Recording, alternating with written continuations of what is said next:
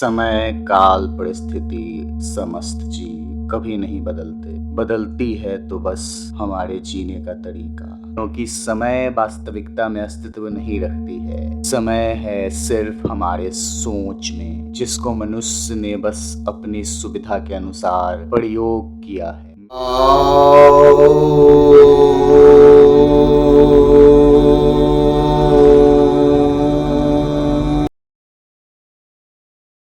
मित्रों, द सनातन ज्ञान के इस धर्मनिष्ठ चलचित्र में आप सबका एक बार पुनः अभिनंदन है।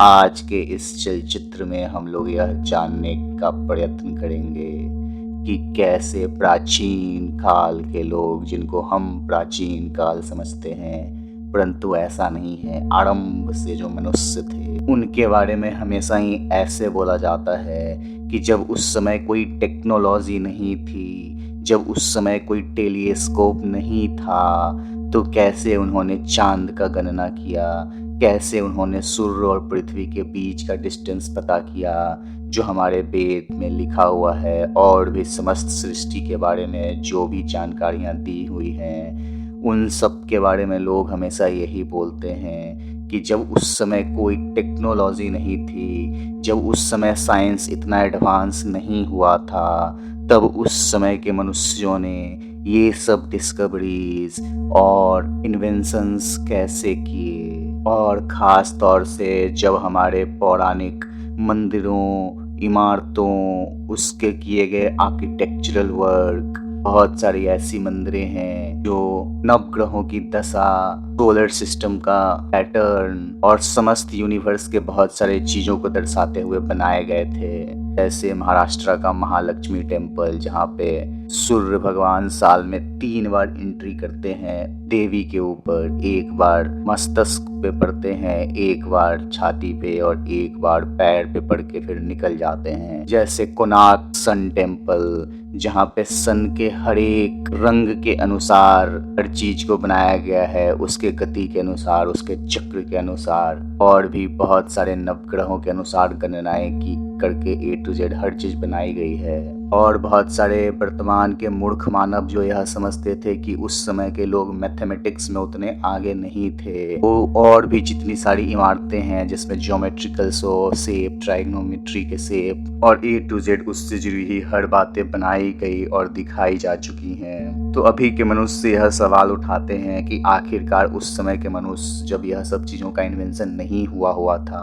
क्योंकि वर्तमान समय के लोग हमेशा यही मानते हैं कि यह जो समय है इसको 3 पार्ट में उन लोगों ने अपनी सुविधा के अनुसार डिवाइड कर दिया है, वर्तमान, पास्ट और फ्यूचर। जबकि उनको यह कतई नहीं पता कि पास्ट अनेक पास्ट रह चुका है। उसमें आप कितने पास्ट देखोगे, अरबों, खरबों, ट्रिलियन। आज तक पृथ्वी पे असंख्य लोगों का जन्म हो चुका है और असंख्य लोग वह मृत्यु को प्राप्त हो चुके हैं।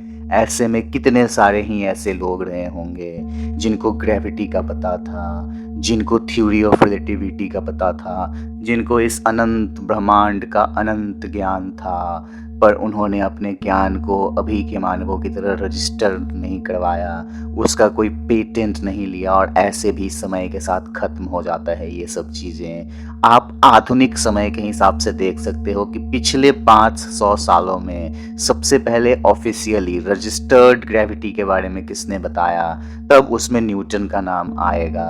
परंतु ऐसा नहीं है कि उस समय या उससे 200 साल पहले किसी को इसका अंदाज़ा नहीं था, या सदियों से इस बात का किसी को अंदाज़ा नहीं था, या किसी को आज तक पता ही नहीं चला होगा। क्रेडिट लेके पेटेंट लेना, राइट लेना, कॉपीराइट लेना और अपना नाम रजिस्टर्ड करवाना, यह सब वेस्टर्न कल्चर है जो पिछले 1000 साल, 1200 साल और 1500 साल में हुआ है।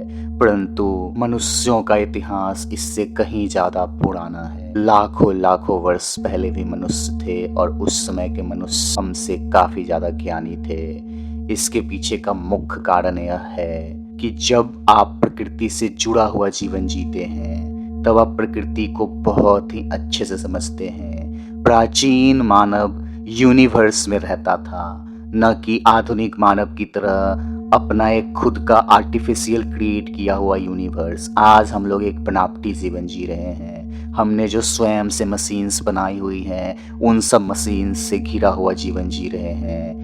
आप एक बंद कमरे में रहते हैं, अपने आप को नेचर से ब्रेक करके। नहाने के लिए आप चलते हुए टैप का यूज़ करते हैं या फिर गीज़र के पानी का यूज़ करते हैं। कपड़े धोने के लिए आप वॉशिंग मशीन का यूज करते हैं। अपने आँखों के सामने समस्त चीज़ों को देखने के लिए इस पहले से ही माया वाली दुनिया में एक और माया अर्थात टीवी और मोबाइल में देख-देख के दिन भर देखते रहते हैं। वर्तमान मनुष्य अपने नेचर से, अपने प्रकृति से, अपने यूनिवर्स से, अपने सृष्टि से, जो यह माया का संसार है, इससे टूट चुका है और जो सत्य वास्तविकता स्पिरिचुअलिटी का संसार है, जो अल्टीमेट सत्य है, जो ही परम सत्य है, वही परम ज्ञान है, उससे तो वह बहुत पहले ही पीछे छूट गया था। पर प्राचीन काल के जो मनुष्य थे, वह अपना जीवन प्रकृति में ही बिताते थे। वह दिन भर समस्त काम प्रकृति में ही करते थे। वह सन को, संपूर्ण यूनिवर्स को बहुत अच्छे से ऑब्जर्व करते थे। वो उसी के साथ रहते थे। यह ठीक उसी तरह से है जैसे वर्षा आने से पहले चींटियों को पता चल जाता है कि बारिश होने वाली है, वह अपने बिल में चली जाती है। जैसे सुनामी आने से पहले या कोई भी अर्थक्वेक आने से पहले समस्त जानवरों को उसका आभास हो जाता है।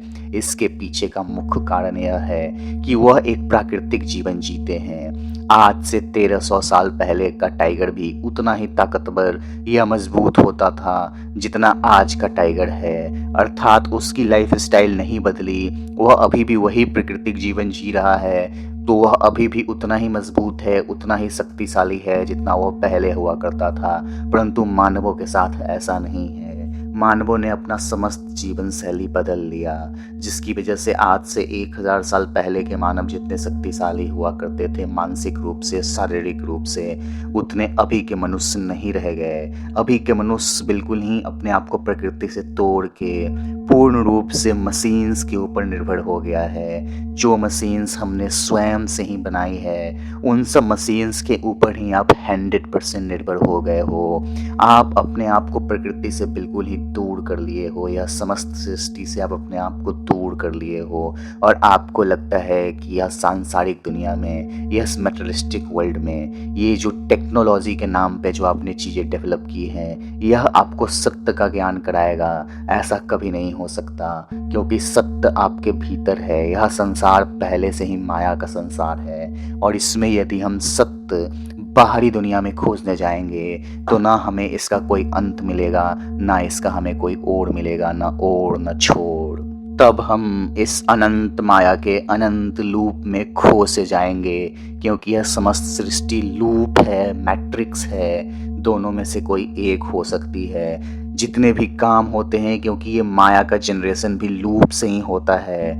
जो भी माया जनरेटेड है, जैसे कि आप जो बच्चे पैदा करते हैं, वह भी अप एंड डाउन यानी लूप प्रोसेस से होता है। जब दो व्यक्ति आपस में संभोग कर रहे होते हैं, उस समय मेल जेनेटिक्स है और फीमेल जेनेटिक्स के भीतर अंदर बाहर अंदर बाहर अंदर बाहर हो रही होती है, अर्थात एक लूप में होती है, और उससे एक नए चीज का सृजन होता है।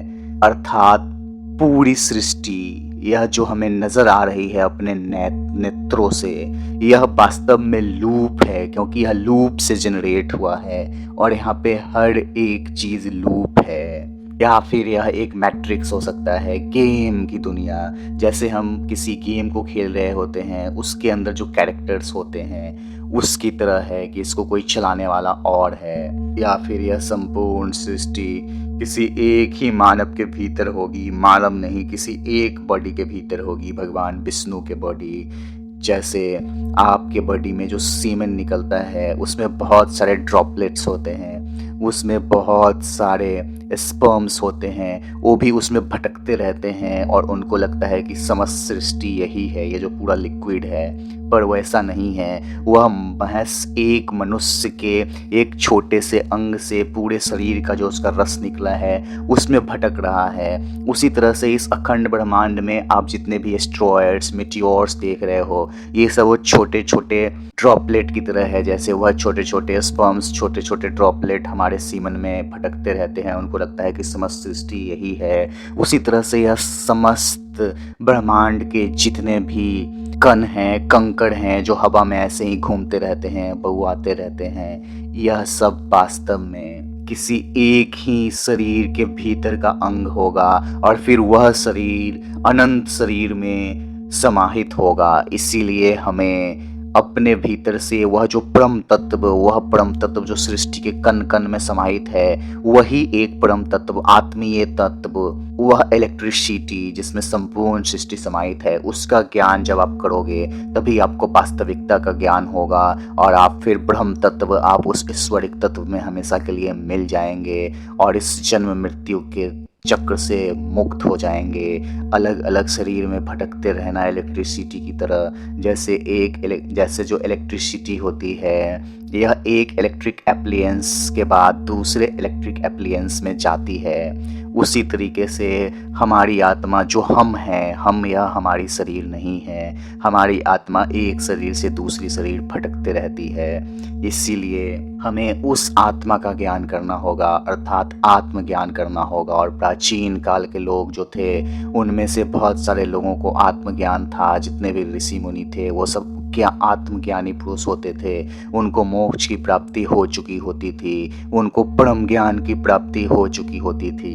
इसीलिए वो समस्त सत्य से अवगत थे और इसीलिए उनके लिखे हुए जितने भी वेद्स हैं, उपनिषद हैं, इन सब में जीवन का सत्य आपको मिल जाएगा और जीवन क्या है और उसे कैसे जीना है यह भी पता चल जाएगा। और हमारे इस चैनल से जुड़े रहने से भी आपको what is life and how to live का ज्ञान मिलता रहेगा।